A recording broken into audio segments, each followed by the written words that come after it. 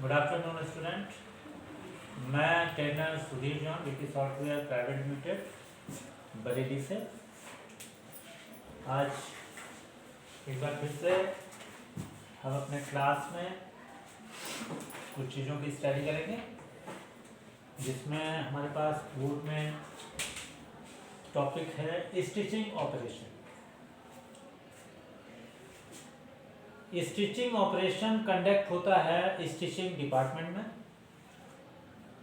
ये step second है, जहाँ पर कपड़ों की गारमेंट की कटिंग होने के बाद में स्टिचिंग डिपार्टमेंट जो भी सैंपल है या जो भी प्रोडक्शन में काम दिया गया है उसको तैयार करता। स्टिचिंग ऑपरेशन में के अंतर्गत अगर काम प्रोडक्शन लेवल पे हो रहा है, जहाँ पर क्वालिटी भी है और क्वांटिटी भी है, संख्या भी है, ऐसी कंडीशन में कारीगरों से काम कराना, अधिक से अधिक मात्रा में गारमेंट को तैयार कराना थोड़ा सा मुश्किल हो जाता है। और सबसे बड़ी दिक्कत ये आती है कि जितने कारीगर, जितने वर्कर मशीन पर ऑपरेट कर रहे हैं, मशीन को ऑपरेट कर रहे हैं, उस सारे मशीनों का वर्क जो है वो एक जैसा नहीं करेगा। कारण क्योंकि हर वर्कर अपने हिसाब से स्टिचिंग करेगा। इसके लिए क्या है कि मशीनें तो सेम हैं, लेकिन उसमें कुछ ऐसे अटैचमेंट का प्रयोग करते हैं जिससे कि एग्जाम्पल अगर हम बताएं, अगर पाइपिंग लग रही है, किसी भी गले में पाइपिंग लग रही है या टक्स डाली जा रही है या प्लीट्स डाली जा रही है, तो वो जितने भी वर्कर मशीन को ऑपरेट कर रहे हैं वो सेम टू सेम, यानी अगर एक लाइन में 100 मशीनों पे प्रोडक्शन हो रहा है और वहां पर कम से कम 500 गारमेंट अगर तैयार हो रहे हैं, तो वो 500 जो भी गारमेंट हैं, कोई भी हो, चाहे वो लेडीज का हो, जेंट्स का हो, बच्चों का हो, वो सेम टू सेम उसमें डिजाइन, अभी हमने बताया कि चाहे तो डाट डाली जा रही हो, प्लीट डाली जा रही हो, टक्स डाली जा रही हो या पाइपिंग लगाई जा रही हो, तो सेम टू सेम होगा। और उसके लिए थोड़ा सा क्वालिटी मैनेज भी हो जाती है, क्योंकि यहाँ पर हम दिखा रहे हैं कि हमारे पास कुछ ऐसे होल्डर्स, कुछ ऐसे अटैचमेंट होते हैं जिनसे कि हम काम को बहुत आसानी से, शीघ्रता से, कम समय में और बहुत ही सफाई से पूरा कर लेते हैं। ये अटैचमेंट हमारे डिफरेंट टाइप के होते हैं और ये अधिकांशतः ऐसे सिंपल, मान लीजिए टेलर एक है, वो अपने बुटीक में जो है इस्तेमाल नहीं करता, क्योंकि वहां पर इतना ज़्यादा प्रोडक्शन वर्क नहीं होता है। एक दिन में अगर वो ट्राउज़र बना रहा है तो 4 से 5 ट्राउज़र कस्टमर की बना दी, शर्ट बना रहा है तो वो भी, उसकी भी क्वांटिटी जो है बहुत कम होती है। लेकिन इन अटैचमेंट और फोल्डर का वर्क जो है वहाँ पर ज़्यादा उपयुक्त हो जाता है, जहाँ पर एक साथ एक दिन में, एक घंटे में एक टारगेट दिया हुआ है कंपनी में कि एक वर्कर को इतने पीस जो है वो बनाने हैं, तब जाके उनकी पूरी कंपनी का टारगेट जितना भी है पर डे के हिसाब से वो कंप्लीट हो पाएगा। और ऐसा करना, टारगेट तो पूरा हो गया, जितने भी वर्कर मशीन को ऑपरेट कर रहे हैं तो टारगेट तो कंप्लीट कर दिया लेकिन होगा क्या कि वो एक टाइम में, एक दिन में, एक गारमेंट एक लाइन में एक जैसा बनना चाहिए, लेकिन वो अलग अलग तरीके से हो रहा है। जब वो गारमेंट की चेकिंग होगी, फिनिशिंग होगी, तो उसमें बहुत सारा डिफेक्ट जो है, बहुत सारा दोष जो है वो आ जाए।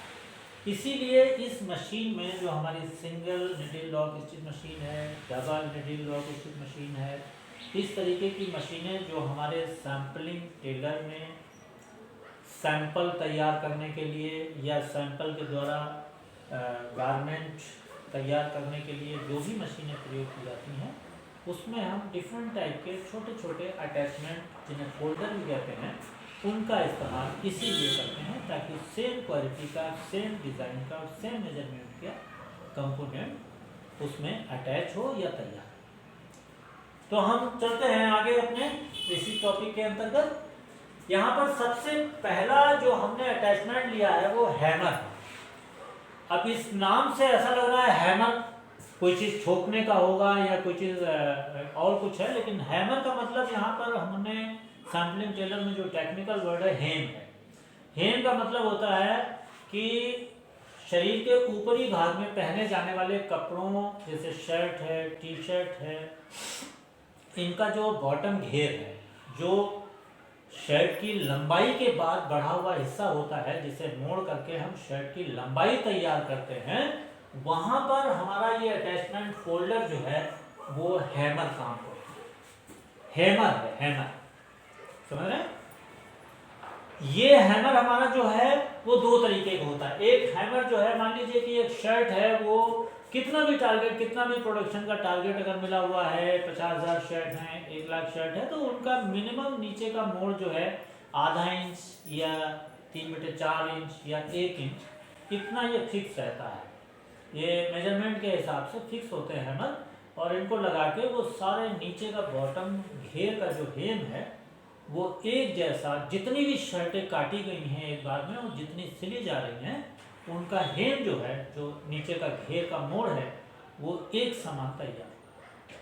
लेकिन कई बार ऐसा होता है कि हम गारमेंट के हिसाब से, मान लीजिए कोई कुर्ता बन रहा है या कुर्ती बन रही है या कुछ और ऐसा गारमेंट बन रहा है जिसके किनारे जो है वो महीन है, उसका मार्जिन, मोड़ने वाला मार्जिन जो है वो केवल 1 सेंटीमीटर का है या 2 पॉइंट का है, 3 पॉइंट का है, 2.5 है, 1.5 है, ऐसे करके हर गारमेंट का जो नीचे का बॉटम घेर है वो अलग अलग मेजरमेंट का होता है। उसके लिए हम क्या करते हैं कि हम यहाँ पर मशीन में एक एडजस्टेबल हैमर का प्रयोग करते हैं। एडजस्टेबल हैमर का क्या मतलब है कि एक इसमें स्केल लगा होता है।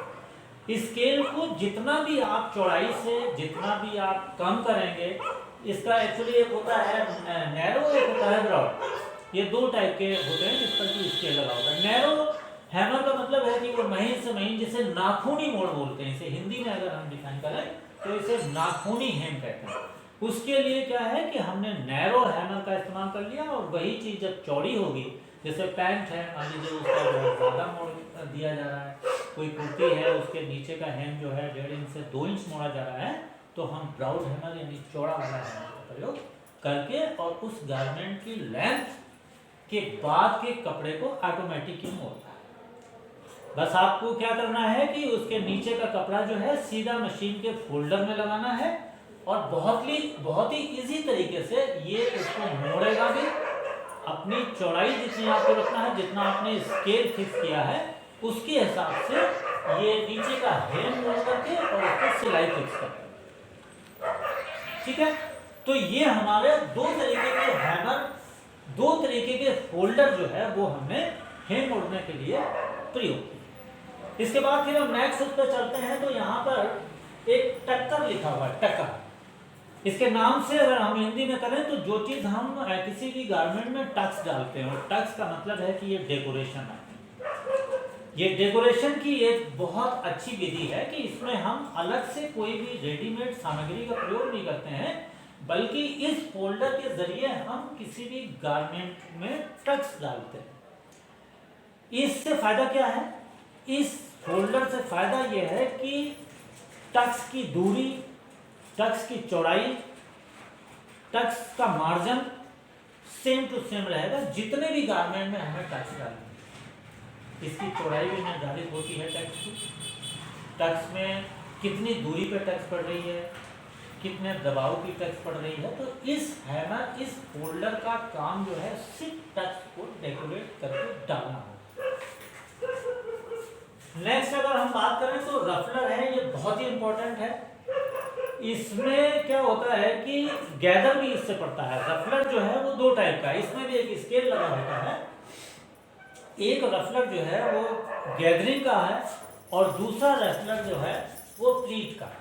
यानी दो चीजें, दो विधियां जो हैं वो इससे तैयार की जाएंगी। गैदर में क्या होगा कि उसका स्पेस कम कर दिया जाता है इसके फोल्डर का, तो वो कपड़ा नजदीक से गैदर, यानी जिसे हम चुन्नट कहते हैं, वो भी डालेगा। उसके बाद मान लीजिए कि कहीं ऐसी कोई चीज फ्रॉक बन रही है, नाइटी बन रही है, या कोई ऐसी स्लीव्स बन रही है जिस पर कि हम थोड़ा सा आधे इंच से लेके 1 इंच, 1.5 इंच या 2 इंच के मार्जिन पर हम प्लीट तैयार कर रहे हैं, तब भी ये फोल्डर जो है उस पर काम करेगा।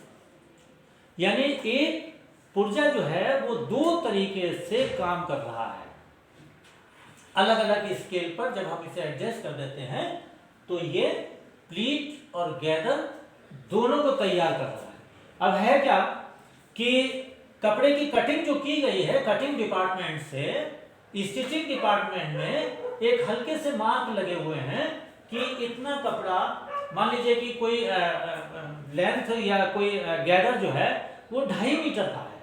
अब 2.5 मीटर में इसमें एक स्केल के हिसाब से ये डिसाइड कर लिया जाता है कि इसमें जो प्लीट डाली जाएंगी वो कितनी प्राउड की होंगी, कितनी गहराई की होंगी, ताकि हमारा 2.5 मीटर का कपड़ा जो है वो एडजस्ट होके, अगर कमर पे पहने जाने वाला है तो कमर पर है, वेस्ट पे है, अगर और कहीं पे है जैसे स्लीव है वो आर्म होल के हिसाब से प्लीट पर सेट हो जाएगी, वेस्ट जो है वो घेर पे हो जाएगी, या मान लीजिए कोई स्कर्ट है तो वो कमर के हिसाब से उस बढ़ती हुई कपड़े को एडजस्ट कर दिया जाए। इसका मेन काम यही है। और जहाँ पर गैदर हमें डालनी है वहाँ पर मान लीजिए कि 8 मीटर कपड़ा है या 6 मीटर कपड़ा है, उसको हमें कमर के नाप के हिसाब से अगर एडजस्ट करना है तो हम उस हिसाब से इसका स्केल जो है वो फिक्स कर देंगे और वो मेजरमेंट जो है कमर के हिसाब से फिक्स है। ये सारे अटैचमेंट का एक बहुत बड़ा रोल है कि हमारा समय बचता है और काम में सफाई भी आती है और प्रोडक्शन वर्क बहुत तेजी से आगे बढ़ता है। उस टारगेट को हमारा वर्कर जो ऑपरेटर जो है वो बहुत अच्छी तरीके से पूरा करता है। बटन होल अटैचमेंट, वैसे तो ये मशीन ही अलग है, एक बटन अटैचमेंट और एक बटन होल। लेकिन कभी कभी ऐसा होता है कि कहीं पर कुछ ऐसे कम काज बन रहे हैं, मान लीजिए कहीं पर शर्ट है या कोई और ऐसी चीज है, लेडीज गारमेंट है जहां पर कम काज का है, मान लीजिए कुर्ती है उसमें 2 काज बनना है फ्रंट में और कहीं काज बनते नहीं है, तो उतनी बड़ी मशीन को ना घेर करके जहां पर शर्ट में मान लीजिए 6 से 8 काज बन रहे हैं तो वहां पर वो पूरी बटन होल मशीन का इस्तेमाल हो रहा है। लेकिन जहां पर काज की संख्या कम है, कुछ जनरली ऐसे काज बन रहा है, जैसे मान लीजिए कि पैंट है, पैंट के बैक में पॉकेट लगी हुई है, वहां पर बटन लगा हुआ उसके लिए काज है, या फास्ट बेल्ट में काज है, तो उसमें काज पूरे नहीं बन रहे हैं, उसमें काज की संख्या मुश्किल से 2 है, 2 या 1 है। तो अब इस ट्राउजर के लिए जहां पर सिर्फ 2 ही काज बन रहे हैं वहां पर हमारा पूरी मशीन को घेरने का कोई औचित्य नहीं है, कोई फायदा नहीं है। बल्कि बटन होल मशीन का मतलब ये है कि जहां शर्टें बन रही हैं, टी शर्टें बन रही हैं या अदर कोई और ऐसा काम बन रहा है जिसमें कि काज की संख्या ज्यादा है। अब जहां पर बहुत कम काम है, जहां पर यह जरूरत बहुत कम है कि वहां पर 2 या 1 ही काज बनना है, तो वहां पर क्या होगा कि छोटा सा बटन होल अटैचमेंट आता है और कम संख्या वाले गारमेंट में हम इसको तैयार, सेम क्वालिटी है, सेम चीज है, ट्राउजर में 2 बन रहे हैं, टी शर्ट में 2 बन रहे हैं, तो वो काज जितने भी लाइन पर मशीनें हैं, जितना भी ऑपरेटर है, वो उसके काज जो उसने गारमेंट बनाया है वो फोल्डर से बनाया है, बेल्ट भी फोल्डर से लग रही है और कई चीजें फोल्डर से लग रही हैं, अटैचमेंट से लग रही हैं। तो ये काज की लेंथ डिसाइड कर दी कि भाई इतना 32 mm का या 16 mm का या 20 mm का काज हमको बनाना है, तो उस पर एक स्केल लगा हुआ है, उस पर फिक्स कर दिया और उतने mm का काज जो है वो पूरे गारमेंट में, पूरी ट्राउजर में या पूरी टी शर्ट में जो है वो तैयार होकर बने। ठीक है, इसके बाद इसी का एक छोटा पार्ट है, हमने बताया ना कि ये पूरा सेट होता है, एक बटन होल मशीन का सेट है और एक जो है वो बटन अटैचमेंट। ये दोनों मशीनें अलग होती हैं, एक पे काज बनते हैं और दूसरी पर बटन अटैच होते हैं। लेकिन यहाँ भी मैंने आपको बताया कि जैसे किसी ट्राउजर में या टी शर्ट में काजों की संख्या जो है बहुत कम होती है, तो केवल इन दोनों फोल्डर का उसी जगह पर इस्तेमाल किया जाएगा। इसमें क्या होता है, बटन के हिसाब से इसका अटैचमेंट होता है, जितना बड़ा बटन है उसी हिसाब से ये अटैचमेंट है और ये बटन को टांग। कम प्रोडक्शन के लिए ये दोनों अटैचमेंट होते हैं। और फिर जब हमने आपको बताया कि प्रोडक्शन जहां पर ज्यादा है वहां पर हम ये दोनों मशीनें जो हैं, बटन होल मशीन और बटन अटैचमेंट मशीन, ये दोनों को सेपरेट करते हैं। लेकिन बात यहाँ पर हम डिफाइन कर रहे हैं, हम बात कर रहे हैं अटैचमेंट की, फोल्डर की तो ये भी दोनों अटैचमेंट हमारे जो हैं हमारे प्रोडक्शन को बढ़ाने में, समय को कम करने में, गारमेंट में सफाई लाने में बहुत ही ज़्यादा जो है हेल्पफुल। नेक्स्ट उस पे हम अगर बढ़ते हैं तो पाइपर आर्मलिंग बाइंडर।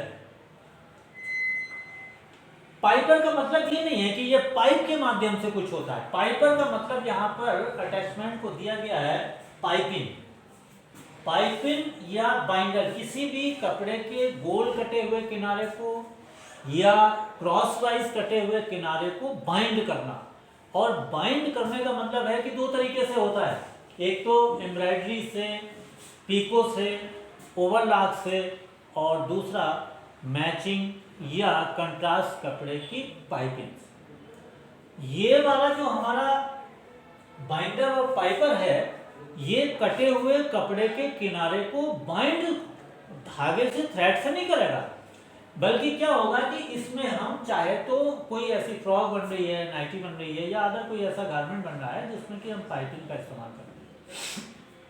पाइपिंग के इस्तेमाल के लिए हमने चाहे तो सेम कपड़ा लिया है या फिर कंट्रास्ट कपड़ा लिया है, और लेने के बाद में इस पुर्जे में ऑटोमेटिक होता है कि हम कपड़े को उस फोल्डर में फंसाते हैं और ये ऑटोमेटिक उतनी चौड़ी पाइपिंग, उतनी चौड़ी बाइंडिंग जो है बना देता है, ऊपर से सिलाई कंप्लीट करता है। ये दो तरीके से है, इसकी भी चौड़ाई जो है वो अलग अलग है। कुछ बाइंडर, कुछ पाइपर जो हैं वो छोटे होते हैं और कुछ जो हैं वो चौड़े होते हैं। आपने देखा होगा फ्रॉक वगैरह में थोड़ी सी पाइपिंग जो है वो चौड़ी लगा दी जाती है, लेकिन ब्लाउज के गले, आस्तीन, अदरवाइज और किसी कपड़े में कोई डिजाइन डालना है, कट डिजाइन डालना है, प्रिंसेस ब्लाउज है, तो उसकी पाइपिंग थोड़ी सी महीन होती है। तो ये दोनों चीजें जो है, दोनों प्रकार की बाइंडिंग जो है कटे हुए कपड़े के, चाहे वो कर्व हो, चाहे क्रॉस वाइज हो या स्ट्रेट वाइज हो, उसके कटे हुए किनारे को बाइंड करता है, पाइपिंग लगाता है। ठीक है। इसी में एक चीज और है, कार्ड हैमर। ये उसी का एक पार्ट है जो हमने अभी शुरू में आपको बताया, जो हैमर है ये उसी का एक पार्ट है। जैसे पाइपर और बाइंडर जो है ये सिंपल कंट्रास्ट या मैचिंग कपड़े की पाइपिंग तो लगाएगा ही लगाएगा, लेकिन इसके साथ साथ कभी कभी आपने देखा होगा जैसे सोफा है, कुशन कवर है और कर्टन है, कुछ ऐसे पर्दे हैं, कुछ ऐसे गद्दे हैं कि उनके किनारे पर क्या होता है कि पाइपिंग भी लगी होगी लेकिन डोरी भी पड़ी होती है। इसीलिए इस अटैचमेंट का नाम जो है वो कार्ड हैमर। कार्ड का मतलब होता है डोरी। मोटी डोरी को इस अटैचमेंट में लगा दिया जाता है और कपड़े को साथ में फंसा करके ये ऑटोमेटिक एक डोरी पड़ी हुई पाइपिंग जो है वो तैयार कर सकता है। इसीलिए इसका नाम है कार्ड हैमर। और इसका इस्तेमाल जो है वो भी हमने आपको बताया कि स्केल के माध्यम से, और ये कई टाइप से होता है कि छोटी, थोड़ी पतली, थोड़ी बड़ी, थोड़ा इसकी गहराई, और कई डिजाइन में डोरियां जो है इससे तैयार हो जाती है। हमने आपको बताया, एग्जांपल हम बता रहे हैं, जैसे ज़्यादातर सोफे पे जो कवर लगे होते हैं, गद्दे की जो किनारी बनी होती है या पिलो कवर की किनारी में जो डोरी पड़ी होती है वो यही पुर्जा जो है कंप्लीट करता है। ये उसी हैमर में है, उसी हेम में, मतलब ये कपड़े के किनारे को तो नहीं मोड़ रहा है लेकिन कपड़े के कटे हुए किनारे को बाउंड कर रहा है, मतलब बांध रहा है, पाइपिंग लगा रहा है। ठीक है। इसी के साथ फिर नेक्स्ट हम अगर चलते हैं तो जिपर फुट। जिपर यहाँ पे नाम ही है। अलग अलग तरीके की जिप का इस्तेमाल जब हम गारमेंट में करते हैं तो थोड़ी असुविधा होती है, लेकिन ये जिपर फुट क्या है, इस फोल्डर की वजह से बहुत ही इजीली तरीके से हम गारमेंट में जिप को अटैच करते हैं, चाहे वो ट्राउजर में हो या किसी भी किड्स गारमेंट में हो। आजकल तो किड्स गारमेंट बच्चों के कपड़े जितने हैं उसमें थोड़ा कलर्ड या डिजाइनर जिप का इस्तेमाल होता है। जिप जो है कहीं कहीं पर खुली हुई लगती है और कहीं पर इनविजिबल लगती है। इनविजिबल का मतलब है कि वो जिप जो है वो दिखाई नहीं देती, हिड रहती है, उसका लॉक सिर्फ बाहर रहता है और बाकी उसके जो अटैचमेंट है कपड़े के साथ साथ वो अंदर बंद हो जाते हैं। ये जिपर फुट का काम क्या है कि उसको बड़ी सफाई से जो साइड का किनारा है, जो जिप लगाने का जो प्रोसीजर है, उसको ऑटोमेटिक कंप्लीट करता है। शायद हम सोचते हैं कि थोड़ा टाइम भी लगता है। अगर हम मैनुअली किसी भी जिप को अगर लगाएंगे तो बहुत ही सावधानी बरतनी पड़ती है। कभी कभी ऐसा होता है कि ज़रा सी गलती से मशीन की निडल ब्रेक हो जाती है, टूट जाती है, क्योंकि उसमें जो दांते बने हुए हैं जिप पर, उसके ऊपर चेन मशीन जैसी चलेगी टूट जाएगी। या फिर ऐसा होता है कि जो प्रेशर फुट है, जैसे जिप के लिए हम सिंगल प्रेशर फुट का इस्तेमाल करते हैं, वो भी एक अटैचमेंट है, वो जिप में ही लगता है। जिप और पाइपिंग के लिए हम कभी कभी प्रेशर फुट में जो हम ये सारे अटैचमेंट जो हैं, ये निडल प्लेट और प्रेशर फुट की जगह पर ही इस्तेमाल होते हैं। इसी तरीके से हम प्रेशर फुट का भी चयन कर लेते हैं। जैसे पाइपिंग है, पाइपिंग में क्या होता है कि पाइपिंग बीच में आने पर वो खिसक जाती है, सिलाई टेढ़ी हो जाती है, कभी कभी हमारी स्टिच जो है वो पाइपिंग के ऊपर हो जाती है। तो इसमें सिंगल पैर वाला जो प्रेशर फुट होता है, एक लेफ्ट का होता है, एक राइट का होता है। कुछ लोग ऐसा करते हैं कि राइट हैंड से काम करते हैं, कुछ लोग होता है कि लेफ्ट हैंड से काम करते हैं। तो दोनों तरीके से हमारा ये प्रेशर फुट सिंगल लेफ्ट और सिंगल राइट दोनों तरीके से होता है, जिसका इस्तेमाल हम पाइपिंग और डोरी में जो है वो पूरा करते हैं। डिजाइन के लिए हम ये इस्तेमाल करते हैं। यही काम जिपर फुट का है। जिपर फुट में भी लेफ्ट और राइट हैंड का ये प्रेशर फुट होता है। जिस साइड से ज्यादा सुविधा होती है, जिस साइड से मशीन में कपड़े की ज्यादा सुविधा है रख करके सिलाई करने में, वो वाला प्रेशर फुट हम इस्तेमाल करके इस जिपर फुट को हम अटैचमेंट से काम को आगे बढ़ाते हैं। हमने आपको बताया कि कुछ चीजें ऐसी हैं कि अगर उसमें सावधानी न बरती जाए तो हमारा नुकसान होगा। अब एक मशीन की नीडल ब्रेक हो गई, उसमें चेंज होगी, सेटिंग सही होगी। कभी कभी ऐसा होता है कि नीडल टूटने से मशीन का शटल जो है वो डिस्टर्ब हो जाता है। मतलब कहने का मतलब है कि इस फोल्डर, इस अटैचमेंट के लगाने से हमें सारी सुविधाएं मिल गई, हमारा टाइम भी बच गया, हमारा मशीन पर काम करने का जो टाइम है वो भी सही चल रहा है। उसमें कोई ऐसी नहीं है कि टाइम ज़्यादा लग रहा है, नीडल टूट रही है, बार बार हम संभाल रहे हैं। तो ये अटैचमेंट कुछ ऐसे हैं, ये अटैचमेंट कुछ ऐसे हैं कि इनसे बहुत ही ज़्यादा सुविधा रहती है और हमें काम करने में, अपने प्रोडक्शन को आगे बढ़ाने में, अपनी उस क्वालिटी को अच्छा देने के लिए बहुत हेल्पफुल है। उसके बाद अगर हम बात करें आगे तो स्टिच, फिक्सर और गाइडर। हमने आपको बताया कि एक लाइन में हमारे वर्कर जो मशीन ऑपरेटर हैं वो किसी भी गारमेंट को सिल रहे हैं और वहां पर जो स्टिच है, जो स्टिच की डिस्टेंस है वो अलग अलग दी हुई है। एक साथ एक समान सिलाइयाँ कहीं पे लग रही हैं। उसमें क्या होगा कि ये वाला हमारा जो फोल्डर है, जो अटैचमेंट है, वो सिलाइयों को निर्धारित स्केल से ही लगाएगा। आपने कई ऐसे लेडीज टॉप देखे होंगे कि उनके फ्रंट में महीन महीन टक्स पड़ी होती हैं, सिलाइयाँ लगी होती हैं। जैसे जीन्स है उस पर भी डबल सिलाई होती है, शर्ट भी आजकल सारी जो है फ्लैट सीम से बन रही है। तो उसके लिए तो हम double needle lock stitch machine का इस्तेमाल कर लेते हैं, जहाँ पर दो सिलाइयाँ एक जैसी लग रही हैं। लेकिन उसके बाद बराबर सिलाइयाँ कहीं पर डिजाइन होता है। कुछ कपड़े ऐसे हैं, गारमेंट कुछ ऐसे हैं कि उनको डिजाइन ऐसे किया जाता है कि कंट्रास्ट थ्रेड से, मतलब मैचिंग थ्रेड नहीं है, या तो मैचिंग थ्रेड से भी डिजाइन बना लिया जाता है, लेकिन कंट्रास्ट थ्रेड से अगर हम डिजाइन उसमें कोई ऐड कर रहे हैं तो वो सिलाइयाँ जो हैं वो बराबर दूरी की सिलाई सारे लोग एक साथ नहीं लगा पाएंगे। ये तो आप सब अच्छी तरह समझ रहे हैं। जितने हाथ होंगे उतनी तरीके की सिलाइयों में डिफरेंस आ जाएगा। लेकिन यहाँ हमारा ये फोल्डर जो है ये बिल्कुल फिक्स करेगा जितनी दूरी की आपको स्टिच लगानी है, जितनी डिस्टेंस और जितनी सिलाइयाँ काउंटिंग में लगानी है,